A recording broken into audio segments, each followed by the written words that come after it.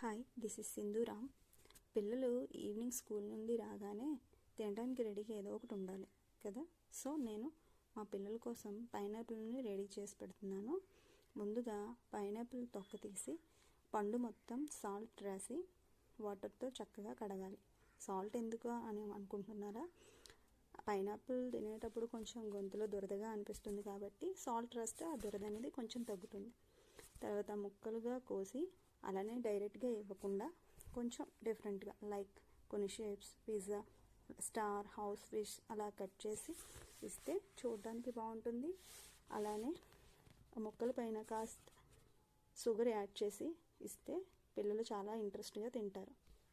మీరు ఇలా ట్రై చేయండి. నా వీడియో కనుక మీకు నచ్చినట్లయితే లైక్ చేయండి, షేర్ చేయండి, సబ్స్క్రైబ్ చేసుకోండి. Thank you so much.